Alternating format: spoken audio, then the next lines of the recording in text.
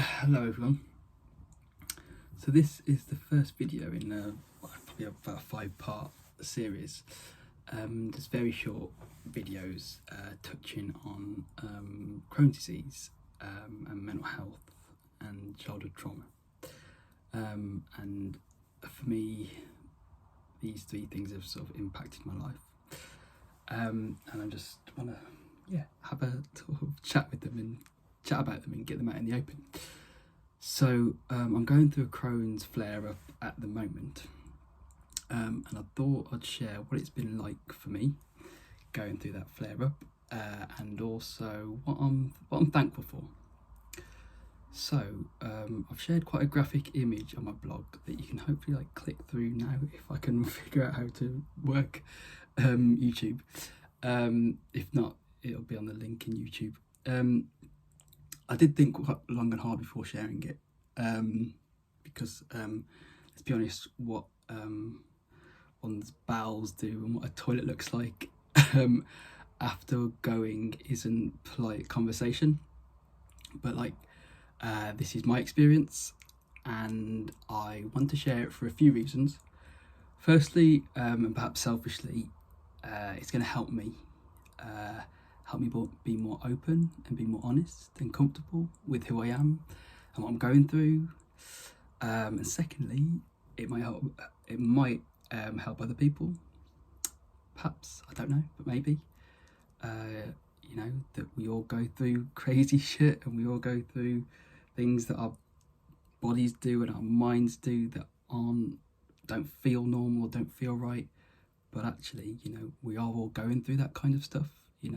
Whether it's at the extreme end or whether it's at, not the extreme end, we all go through things that we think are unique to us, but actually, it's a bit of a universal experience. But anyway, it might help other people.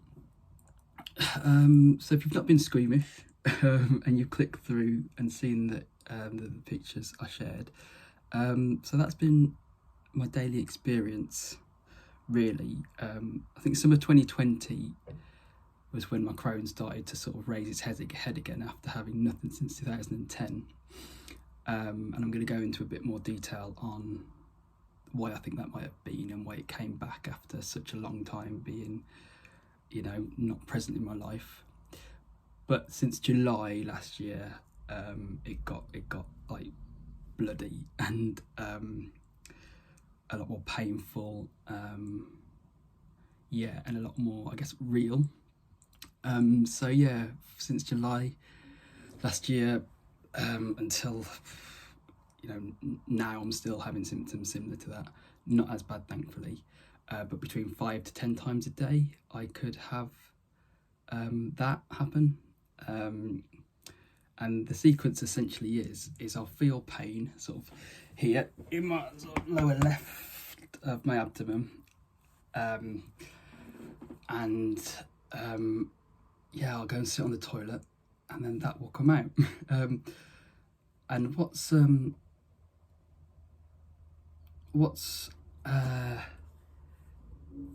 strange about this flare-up is that it's my first one with a stoma. So I've got my sort of stoma bag here, which sort of splits my digestive system into 2 parts. So I've got from my mouth to my stoma. So food goes in, down my esophagus, into my stomach. Small intestine gets all the good stuff out, gets all the nutrients out, and then it comes out of my small intestine, pops out of my lower right abdomen, and then it goes into that bag. And then so you've got my small intestine here, pops out into the bag, and you've got my large intestine, which is kind of like here, so it's kind of like that.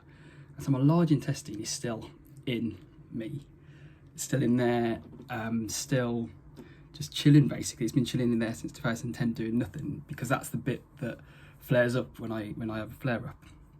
And they left it in there back in 2010 because hopefully they can, wanting to one day reverse the stoma surgery, so it would connect my digestive system up again. So mouth to stoma is all good. I'm just so thankful to have my stoma now, because it's kind of it's bypassed the bit that's flaring. So basically, the bit that's flaring is just kind of is the large intestine, the colon, and that's just in there being sort of angry, and bubbling up and flaring, bleeding all over the place and whatnot. But if I didn't have my stoma, it would have to be working as well, and food would be going through it, and waste would be going through it, and all sorts of stuff. So, but thankfully, I've got the stoma, which means my appetite, my energy for the most part has been okay, and it hasn't been anywhere near as bad as sort of previous flare-ups, which is crazy to think that, until sort of March, I was going to the gym, I felt quite active, but I was also losing a shit ton of blood and in pain, and I guess I didn't get a sense of how bad it was, because of that, because like I say, I was still eating fine, I still kind of, I didn't feel fatigued, I didn't feel really sick, but I guess what was happening from July last year with the blood and the pain was essentially my body was just kind of telling me, slow down, something's up here, and I just wasn't listening to it. It's weird when you see that blood, you think, oh my God, but actually it got integrated in my experience quite quickly. Like, okay, well, that's happening. I was on the waiting list to get new medication with the doctors, with the hospital. Things were moving, but moving very slowly. So I just kind of, I don't know. Like I say, it just got kind of integrated into my experience, and it became normal, like seeing that blood every day, having a bit of pain and discomfort, going to the toilet and seeing that blood became a normal thing. And then, so my body was kind of like tapping me saying, something's up here, what's going on? And hopefully I can touch upon that more in later videos. And then in March, from mid to end of March, I can't remember when exactly, my body then, instead of just tapping me lightly on the shoulder and saying something's going on here, it kind of punched me in the face like Mike Tyson, and it kind of just knocked me out, and the blood got way worse, way more blood, way more pain and discomfort. Like I had a fever, I couldn't really get out of bed for a few days, and it got really real for a few days actually, and it was unlike any other kind of, it affected my whole body, and it was quite scary actually to go through that.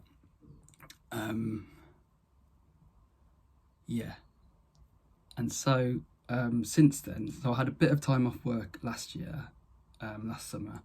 I kind of rushed back and wanted to go back to work and just didn't go back really ready, and now I'm off work again, and I'm kind of just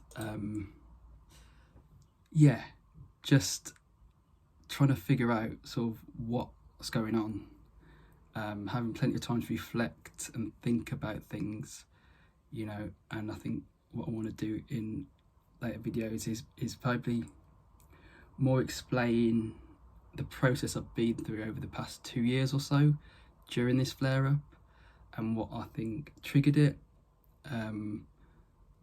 what I think, what it's got to do with mental health and sort of childhood trauma, and the kind of the brain, body, mind connection, things like that, and ultimately, why,